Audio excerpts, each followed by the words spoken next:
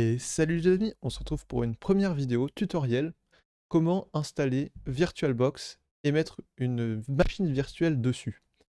Pour cette première vidéo, on va utiliser Ubuntu qu'on va donc installer sur VirtualBox. Je vais faire tout ça sur un PC sous Windows, mais vous pouvez également faire ça sur un PC sur puce M1. Première chose, on va se rendre sur le site de VirtualBox. Donc on y est. Donc c'est bien virtualbox.org. On va cliquer sur Download. Puis, on va cliquer sur Windows Host, vu que l'on est sur Windows. Si vous êtes sur Mac, évidemment, vous choisissez votre version de Mac adaptée. Ensuite, on va l'ouvrir. On va cliquer sur Suivant. On va accepter les contrats d'utilisateurs. Suivant. Il va nous avertir qu'il va faire des modifications au niveau des interfaces réseau. Si vous avez des problèmes, n'hésitez pas à désinstaller VirtualBox si jamais vous avez des problèmes de réseau suite à l'installation. On va cliquer toujours sur Suivant et on va le laisser s'installer. Pendant ce temps, nous allons nous rendre sur le site d'Ubuntu, donc ubuntu.com, dans la version desktop. Si jamais vous allez juste sur la version sur le site d'ubuntu.com, vous pouvez ensuite aller dans Product, et dans Featured, vous trouverez Ubuntu Desktop. Alors, qu'est-ce que Ubuntu Desktop? En fait, Ubuntu propose diverses versions de leur système d'exploitation. Il y a Ubuntu Server, qui est en gros Ubuntu, mais sans interface graphique. Vous n'avez donc pas de fenêtre, et vous devez faire tout en ligne de commande, que je ne vous conseille pas. Mais vous avez aussi la version Ubuntu Desktop, qui est en gros avec une interface graphique, tout comme Windows. Donc je vous conseille de choisir Ubuntu Desktop. Ensuite, vous allez cliquer sur Download, puis Download LTS. LTS, c'est tout simplement une version qui est plus stable, qui est destinée à durer dans le temps sans être mise à jour. Donc vous allez attendre que ça se télécharge, et vous obtiendrez un fichier .iso. Ce fichier .iso, c'est le fichier d'installation des systèmes d'exploitation. Donc, on va revenir sur VirtualBox, et on va cliquer sur Démarrer VirtualBox après l'installation. Donc on va cocher cette petite case et cliquer sur Terminer. Donc là, on se retrouve dans VirtualBox, et on va pouvoir créer une nouvelle machine virtuelle. Donc vous pourrez faire ça à chaque fois que vous en voulez en créer une nouvelle. Donc à partir du même fichier ISO, vous pouvez créer plusieurs machines virtuelles qui sont sous le même système d'exploitation. On va cliquer sur Nouveau. On va l'appeler Ubuntu. On va choisir où est-ce qu'on l'enregistre. Ensuite, on va sélectionner notre fichier ISO. Vous voyez, ISO Image. Vous allez cliquer sur le petit drop-down, puis Autre. Et là, vous irez le chercher dans votre téléchargement. Je suis en train de le télécharger, donc je ne vais pas le faire pour l'instant, mais une fois que ça sera téléchargé, vous le ferez. En type, vous choisissez Linux, sous-type Ubuntu, vu que vous êtes sur Ubuntu, et en version Ubuntu 64 bits. Alors si vous êtes sur puce M1, je crois que vous aurez un truc du style peut-être ARM, je ne suis pas sûr. Donc je vous retrouve une fois que mon fichier est téléchargé. Mon téléchargement est enfin terminé, je vais donc pouvoir me rendre dans, dans VirtualBox, puis sélectionner mon ISO. Donc on le retrouve là, Ubuntu 24.04.1, donc ça c'est la version d'Ubuntu. Si jamais vous regardez cette vidéo plus tard, la version sera peut-être plus récente. Le fichier est .iso, on peut l'ouvrir. Ensuite, on peut cliquer sur Skip Unattended Installation, qui va en gros s'occuper de faire certaines parties de configuration sans que vous n'ayez besoin d'agir. On va cliquer ensuite sur Suivant. Là ensuite, on va pouvoir allouer la mémoire vive. Je vous déconseille de l'allouer plus que la barre verte. Donc par exemple, moi je vais mettre à peu près la moitié. Je vais allouer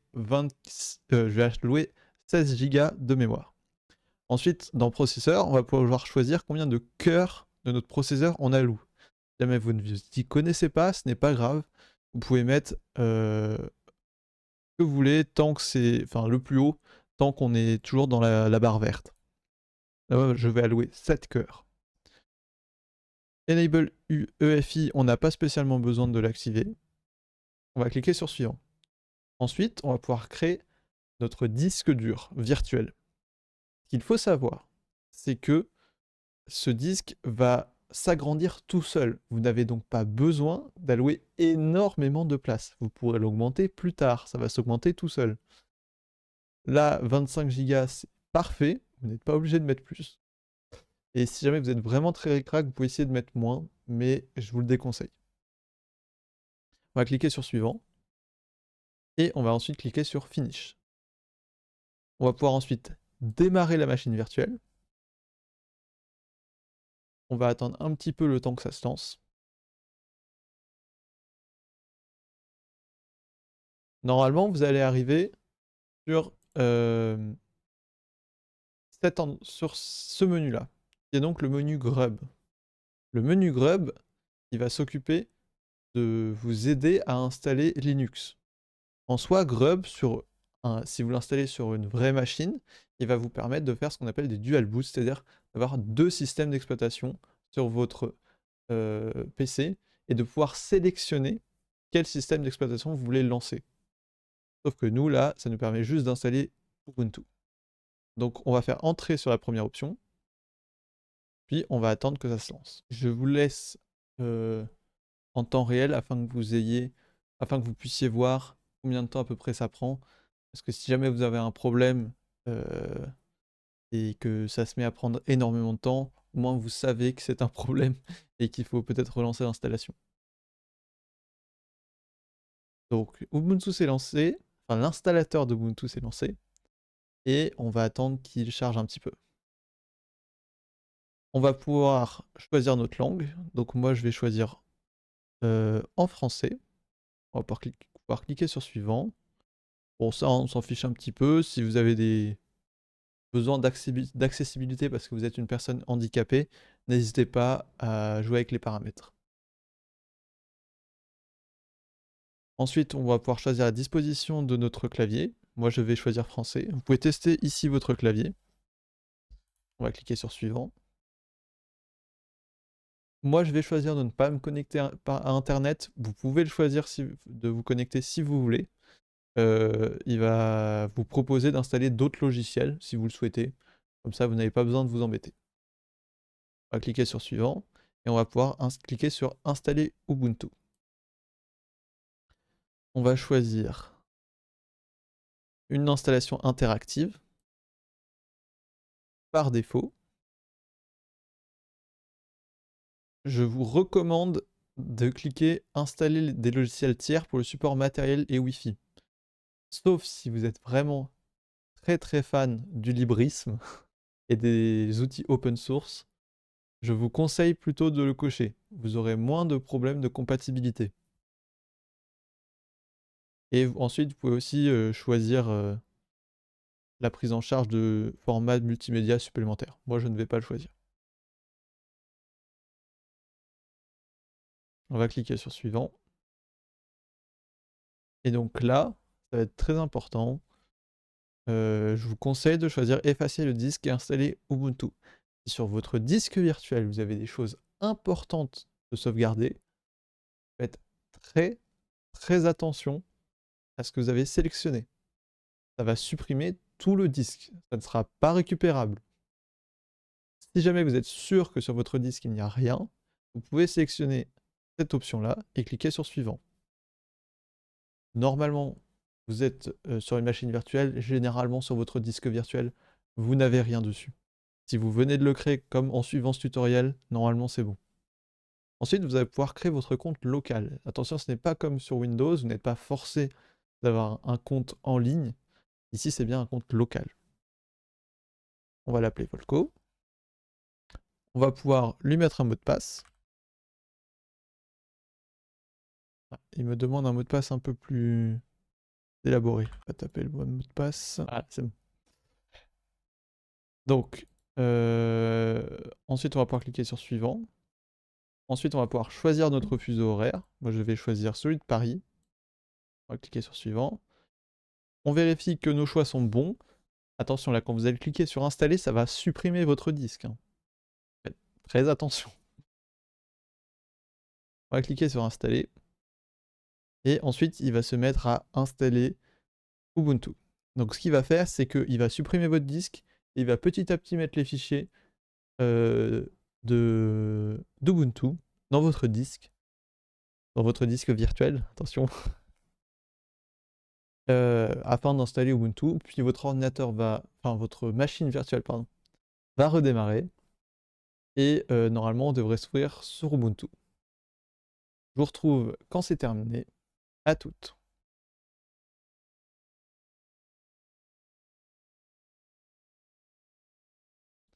Je me permets juste de vous retrouver pour une petite subtilité. Lors de l'installation, vous avez un petit menu en bas à droite, un petit bouton qui vous permet d'afficher les logs. Les logs, ce sont des lignes qui expliquent exactement qu'est-ce que l'ordinateur est en train de faire. Si jamais vous avez des problèmes lors de l'installation, n'hésitez pas à copier ces logs et à les mettre dans les commentaires. Comme ça, je ou d'autres personnes pourront vous aider à régler vos problèmes. Pareil, si vous allez sur un Discord et que vous avez un souci lors de l'installation, mettez ces logs-là afin qu'on puisse savoir ce qui s'est passé et vous aider correctement. Il se peut parfois qu'il soit marqué erreur. Euh, et parfois, les erreurs sont pas catastrophiques et ça peut quand même fonctionner. Donc si vous voyez une erreur passer, ne paniquez pas. Si ça se trouve, ça va bien se passer. Si par contre vous êtes bloqué lors de l'installation, que vous ne pouvez pas aller plus loin, évidemment, essayez de résoudre l'erreur. Retrouve l'installation. J'espère que votre installation s'est bien passée. Pour ma part, aucun souci. Donc, normalement, une fois que vous l'avez installé, vous devrez arriver sur cette fenêtre-ci, indiquant que l'installation a été terminée. Ensuite, pour aller sur Ubuntu, il suffit simplement de cliquer sur Redémarrer maintenant. On va cliquer sur la machine virtuelle devrait s'éteindre et se rallumer. On le voit en bas, le logo Ubuntu qui a détecté que vous étiez.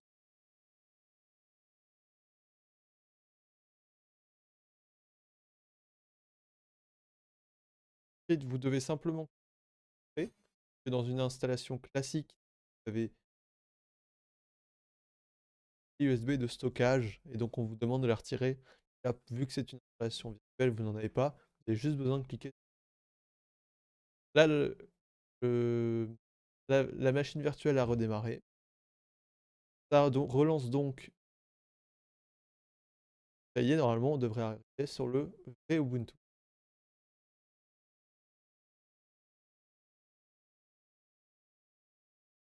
Donc normalement, là, vous avez la liste des utilisateurs. Moi, on voit que je suis dedans. Il me suffit de rentrer le mot de passe.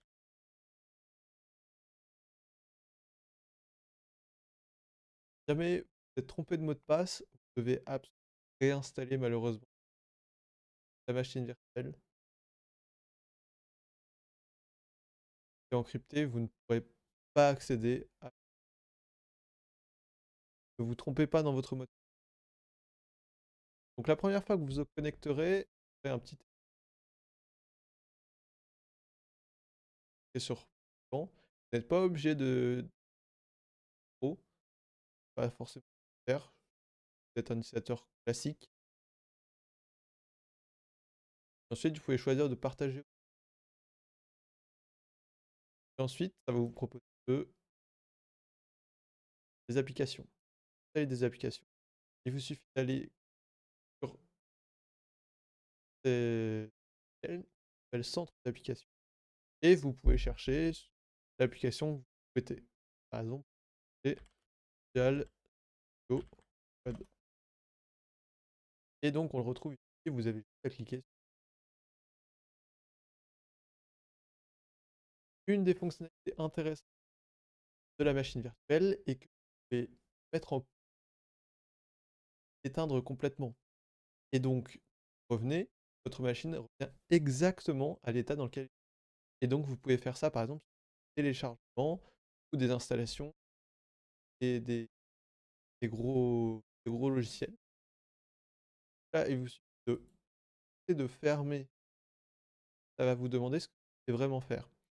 Et vous pouvez, par exemple, du coup, enregistrer la machine. En gros, ça va l'arrêter d'un coup et sans l'éteindre vraiment. Là, vous pouvez faire OK. Et la prochaine fois que vous relancerez la machine virtuelle, vous allez tout simplement revenir exactement là où vous étiez.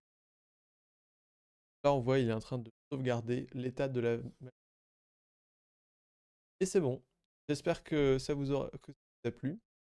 Et je vous souhaite une très bonne journée. N'hésitez pas à laisser un commentaire si par exemple, ou même tout simplement me dire que vous appréciez la vidéo. Ça vous a aidé, moi, ça fait vachement plaisir. Vous pouvez aussi mettre un like ou vous. Très très bonne journée. Au revoir.